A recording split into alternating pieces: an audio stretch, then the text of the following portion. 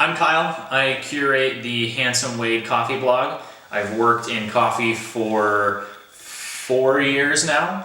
And like I said, I curate a coffee blog, so I typically know kind of what I'm talking about. And my favorite coffee is typically a naturally processed Ethiopia or Kenyan coffee made with a 1:16 ratio on an AeroPress. And I am Jeremiah. I have kind of worked in coffee for the last 4 years. I've home roasted, worked in a couple different coffee shops, and my favorite brew method is probably pour over, but I do enjoy like the super clean feel of AeroPress. So kind of depending on the day. Start with black mug. Yeah. So we don't know which one is which here. One has been sifted, one hasn't, and we don't know which is which at this point. So do you want to do black first? Yeah, let's do black. Cheers.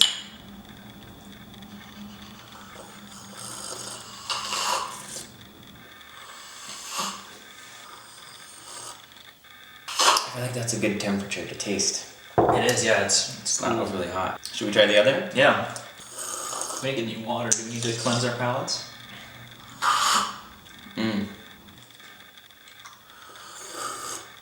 I'm ready. Go ahead.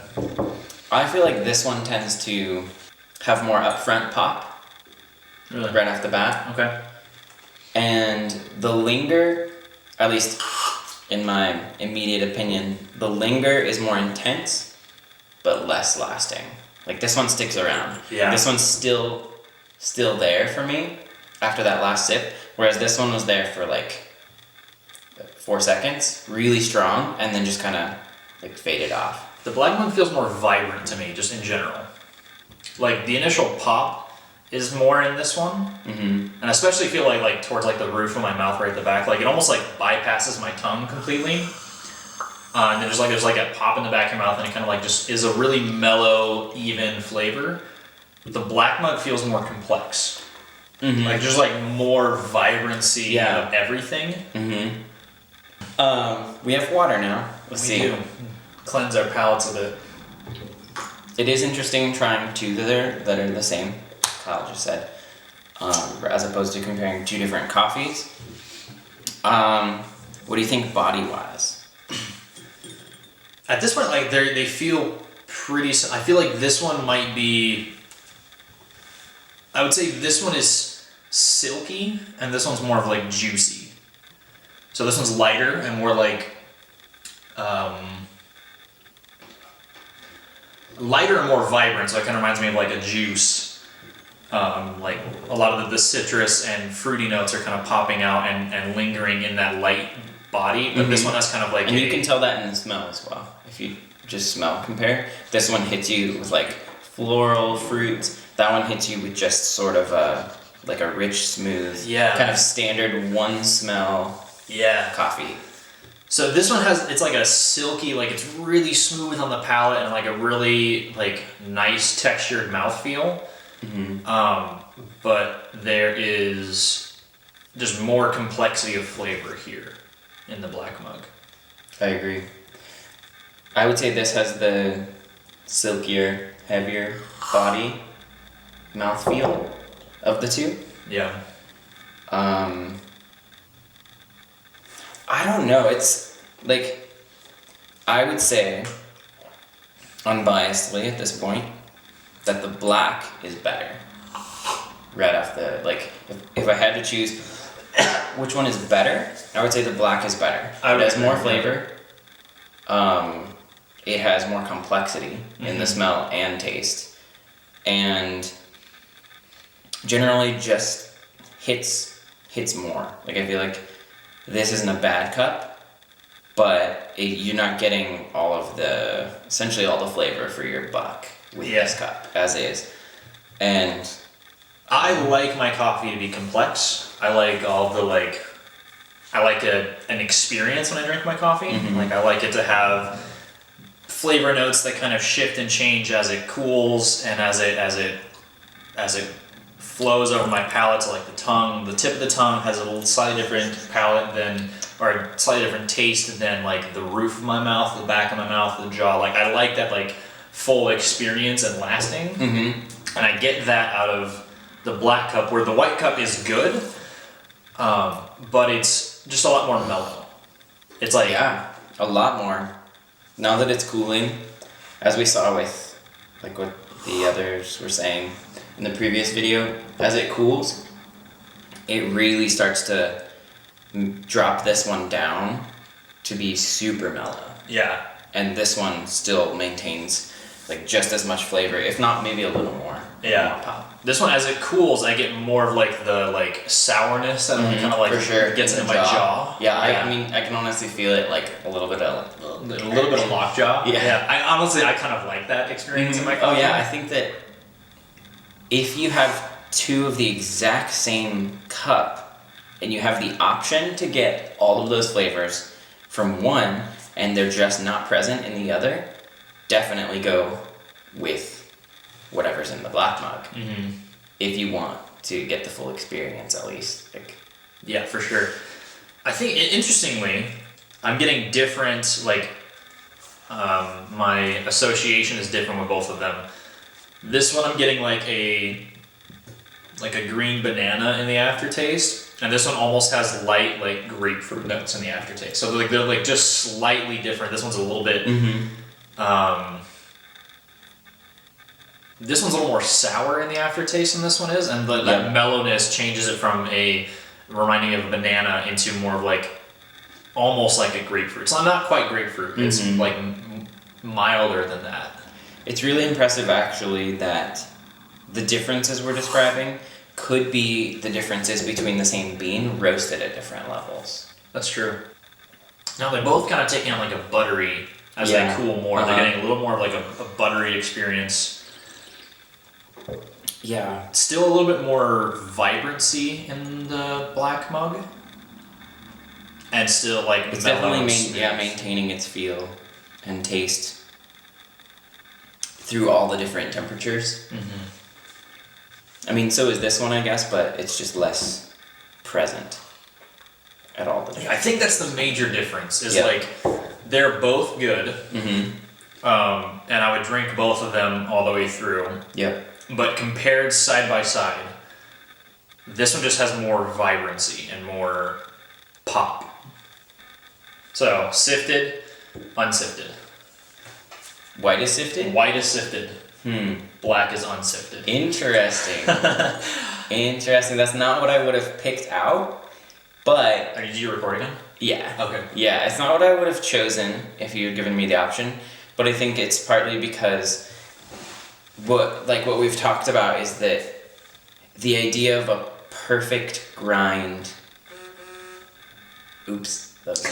The idea of a perfect grind makes you think better. I mean, that idea of like perfection means in our minds associates with better. Yeah. So, I would have chosen this one, I think, as the sifted if I had to pick. But I guess that just goes to show you, like, sifted doesn't always mean more flavor. Yeah. In some cases, it means different flavor. I don't know if that makes sense. Yeah, no, for sure. If I had to pick, I would have picked this one. And if I had to pick which one I thought was sifted, I probably still would have said the white one, because I was consistent with my sampling of the Kruve so far. It was just like, it's mellower, just like the body is like the biggest difference. Yep. I didn't expect the vibrancy of the flavor to be as different. But I expected, in my head, I thought this one was the unsifted. And I was going to be surprised if it was the sifted. The one that we classified as more vibrant and maintaining its flavor is the unsifted. Yeah, so in case that wasn't clear, black mug is unsifted, white mug is sifted. And both of us, or at least I prefer the unsifted coffee. Yeah, I would agree. I would say that I honestly wouldn't say that the white is worse though. No, It's different, and that can be a good thing. Like, even if, like, we both preferred the black over the white for sure, but I guess like a positive takeaway is that by using the Kruve sifter, you're gonna get a different cup of coffee than you would without it. Yeah. And I feel like that's kind of the whole purpose, is to be able to take something that exists and a brew method that already is used universally and be able to fine tune it and change it into something else. Yeah. And So- I really think like I might be on the. I don't necessarily define the average coffee drinker. Like, I like the pop and the experience and the citrusy and stuff like that. Like, the more citrus and floral and fruity notes that I can get out of a coffee, especially if there's like a shift as it cools, the more I like it. I like the complexity. I think most people, especially people who have had their coffee palate informed by like American tradition, would go for the sifted coffee, and they would prefer that because it's mellower, it's calmer, it's not as like zesty. Yeah, we even saw that in the tasting with the others. They eventually preferred.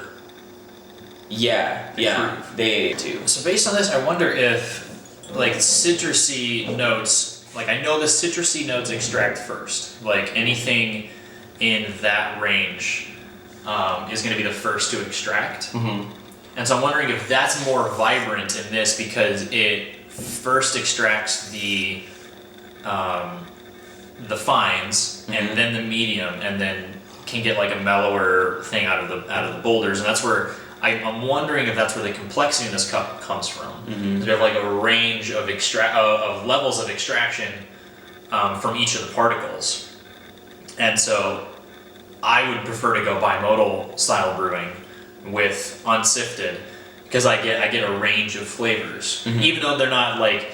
I'm willing to bet that this flavor tested like TDS wise is a more accurate and like better flavor representation of what the coffee can do. But I like the imperfection of the complexity. Yeah, I think perfection is a good way to say it. Like, this one's all over the place. Yeah. It's like, oh, here, there, here, there. You get like upfront flavors, after flavors. It's like lingers for a bit. But this one's like super specific. Yeah. If you wanted to put it that way, like, it's not all over the place. It narrows it down to a consistent flavor that you can taste it every time and get. Yeah. Which is kind of cool. Yeah. That is sweet. Now for the ultimate test. Which is really just to see if I can drink that way. I don't think with these mugs. Yeah, it's pretty terrible tough. Lip on the white side.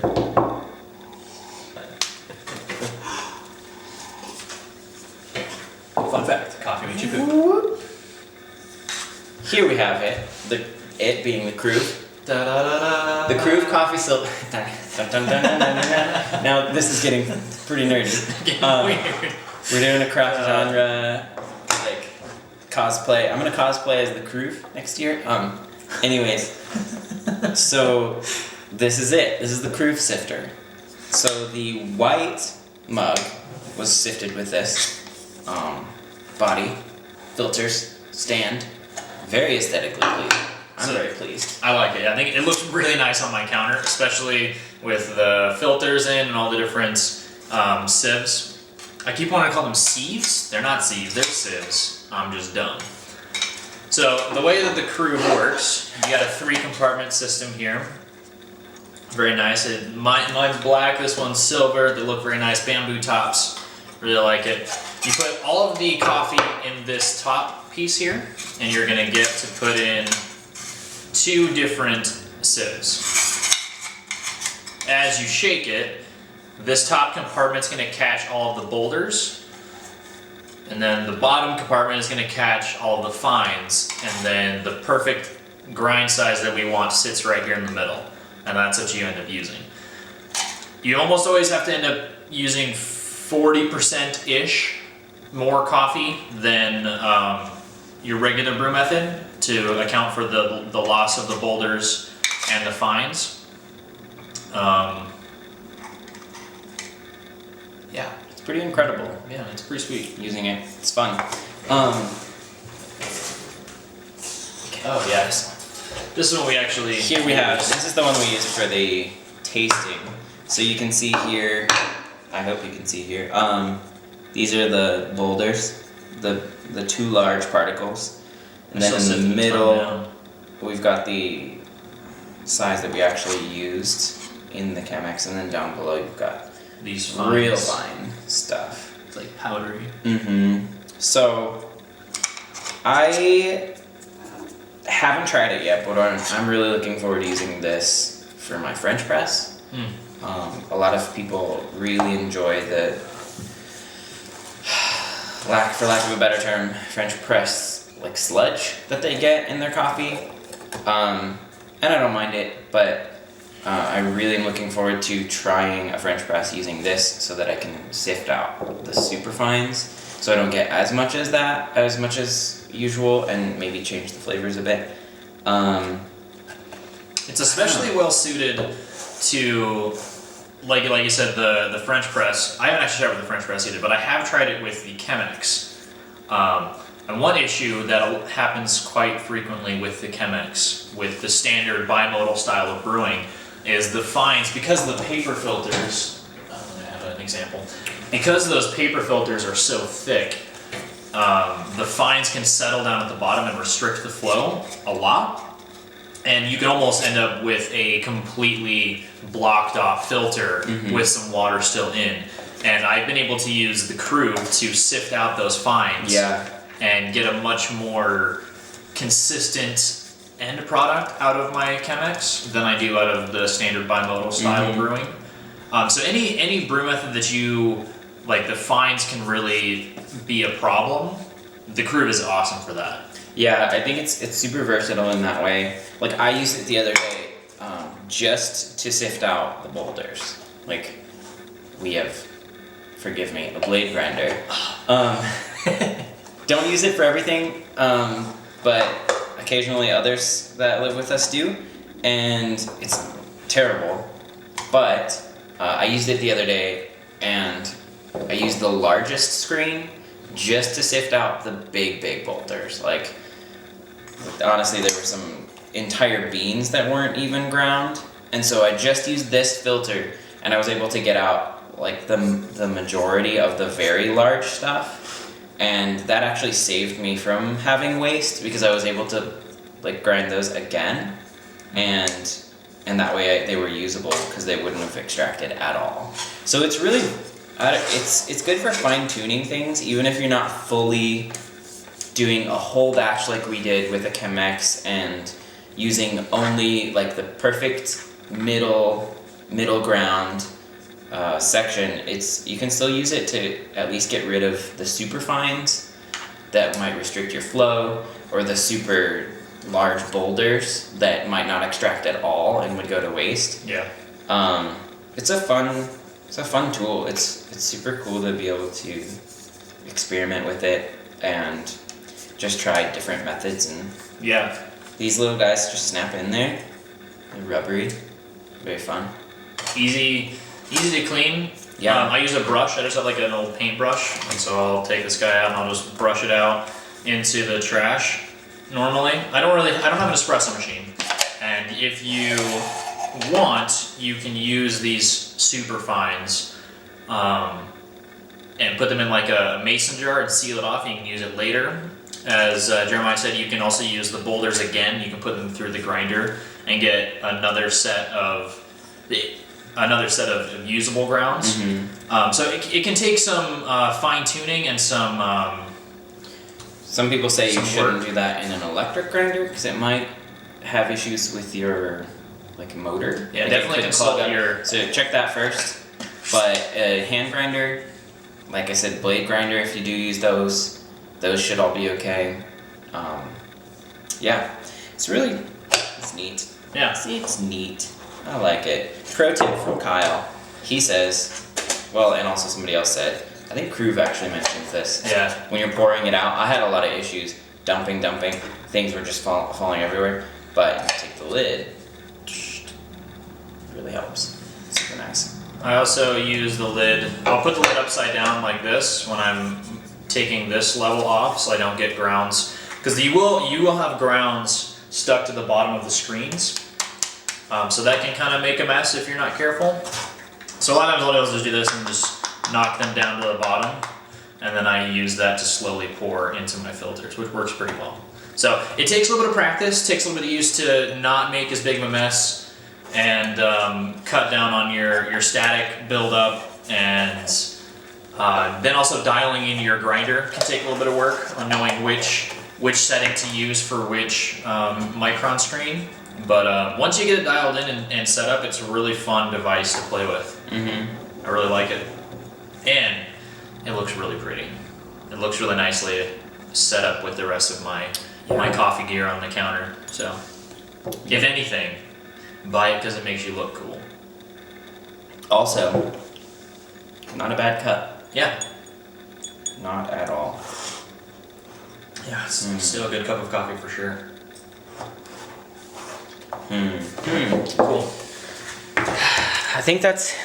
We need to use half of that footage, but we have it if we need. Yeah, no, I like it. I feel like we could even release it as a two-parter. Like if we use some of it in the original video, we could release the rest later, just like here's the extra. Yeah. Do you want me to do a way of talking about it, or like what we're doing? Yeah, let's do one. If you want to hop over to my chair, because it's more into the light, and I'm going to switch over to my 50. Then maybe, yeah, just a